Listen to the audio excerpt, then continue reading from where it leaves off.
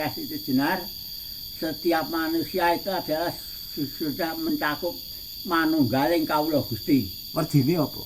Manunggaling kawula Gusti niku tegese badan wujud manusia ini pinawu kawula, lajeng sukma witing urip kang manggonane telenge manah niku minangka Gusti. Marga mitra ajaran kejawan sing diarani witing agesang ingkang witing agesane pernahipun maca sarpe manah. Dengan demikian keterangan saking Al-Muqidin yang berbahasa Arab itu sudah sesuai dengan keterangan dari orang Jawa. Oh. Orang Jawa adalah witing agesang niku pernah wonten pulunggalih. Witing agesang atau witing urip mau kandha jenengan tadi ngendika nek kuwi ning manah. Manah ki apa bedane karo ati atau jiwa, Mbak? Jiwa, ati, manah padha apa hanya sekedar basa wae, Mbak? Nek ati niku mangganan enten jero dada, nek manah niku mangganan jero otak, jero sirah. Oh. Tapi untuk napa nggih, untuk menyelaraskan ucapan, untuk menyelaraskan tembung-tembung biasane kedua-duanya itu dianggap sama.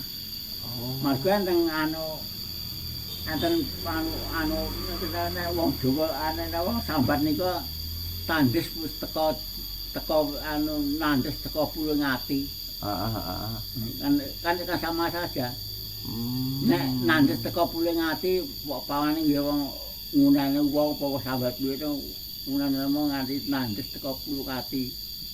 Maksudnya hati manusia itu ya hati ya otak ya hati itu sama saja, hanya untuk menyelaraskan di dalam berbicara.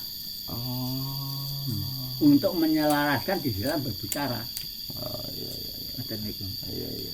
Nah, kembali ke mau tadi jenengan bahwa menungso ana rasa, ana sukma sejati, sukma kawekas, terus kemudian ada pemahaman ajaran Jawa yang mengatakan untuk nggoleki Gusti tadi jenengan ngendika tentang manunggaling kawula lan Gusti. Lah aku akan takok ana ajaran Jawa yang dikatakan curiga manjing warangka, warangka manjing curiga. Itu werdine apa, Mbah? Warangka manjing curiga niku curiga manjing warangka, warangka manjing curiga. Di saat kita hidup ning alam dunia niki adalah di paribasake kita hidup ning alam dunia di paribasake curiga manjing warangka. Iya. Niku curiga manjing warangka tegese sing ngreksa badan wadak niku manggenan jero badan wadak.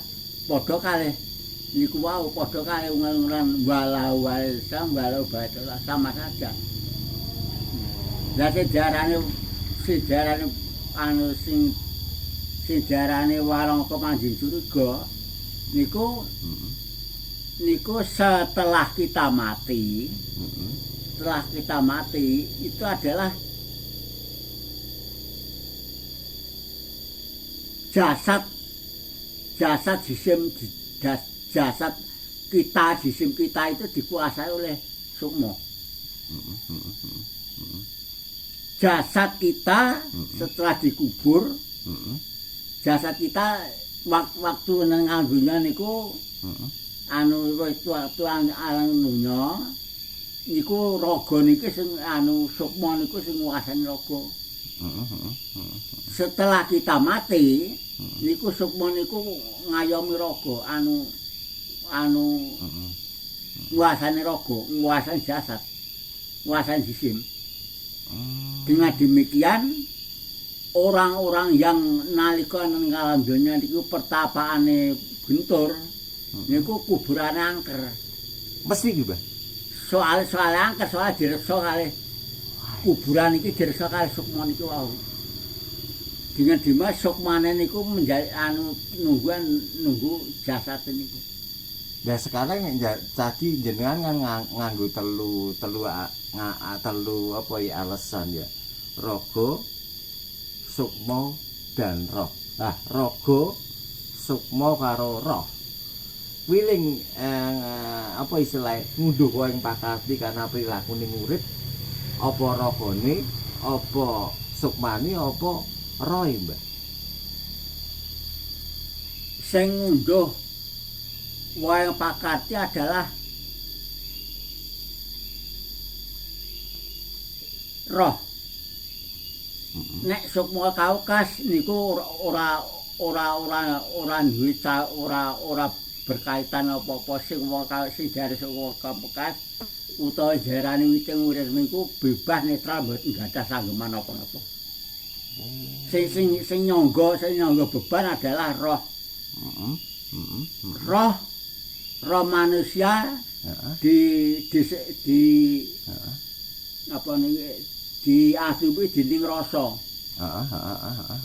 Rasa dan roh itu yang merasakan, "Wah, aku lara, aku susah, aku rumangsa kurang, aku rumangsa gething, aku rumangsa muring." Itu adalah rohnya. Rohnya. Tapi yang diarani urip, yang diarani witing urip, yang diarani basa Allah, Sukma Kaukas itu tidak berpengaruh apa-apa. Nah, sekarang upama tak narasikan Sukma Kaukas itu dudu nyawa, Mbah. Bedane nyawa karo Sukma Kaukas apa, Mbah? Lha mbok kandhake Sukma mau beda Sukma iki apa ya nyawa kuwi atau piye, Mbah? Menungsa kan kedunungan urip karena duwe nyawa. Lah nyawa kuwi apa ya dikatakan Sukma Kaukas mau? Nek sing darani Sukma Kaukas adalah uripe menungsa. Lah uripe menungsa lajeng ngenekake cahya. Cahya ngenekake rasa. Rasa ngenekake roh. Roh ngenekake nafsu. Nafsu ngenekake budi. Budi ngenekake jasad badan wujud manusia. Dengan demikian semang takoke pripun? Apakah Sukma kuwi padha karo dene nyawa? Beda enggak? Sukma karo nyawa beda enggak? Karena wong iso urip karena duwe nyawa. Apa iso padha? Apa bahasane wae sing beda, Mbah, antara Sukma karo nyawa itu padha? Niku nek kanggene kula hanya hanya napa niku untuk menyelaraskan bahasa saja. Partine padha, nyawa karo Sukma padha. Padha. Mergo kabeh niku bersifat badan halus, ora iso dijalan dening kasat mata. Jadi menungso urip karena kedudungan Sukma atau nyawa tadi. Terus nyawa atau Sukma nek oncat kan dadi wong mati to, Mbah. Betul ta? Nek nyawa karo Sukma oncat saka raga berarti wong kuwi kan mati to. Bener ora? Mati secara tata lahir lho. Mati niku sing mati mung nafsu dan raga. Iya badan jasmani. Ya, terus mang terangke. Ragane nek sing diarani witing urip sing diarani kok Sukma Kaukas adalah hidup kekal abadi. Hidup kekal abadi, hidup selama-lamanya. Iya, witing urip atau Sukma Kaukas karo Sukma sejati ya. Nah, Sukma Kaukas ya. Sukma Kaukas atau witing urip itu berarti uripe kuwi ora apa ya? Ngandung hukum karma pala apa hukum kasalitas ngunduh ing pakarti karena dia tidak terikat oleh raga karo jiwa atau rasa mau, Mbah. Lah ngene iki nek sing diaran Sukma Kaukas utawa isine sam atau witing urip, utawa Allah, Allah ya sukma kawekas, ya witing urip, ini netral, tidak mencampuri urusan apa-apa. Sing nyangga beban adalah rasa dan roh.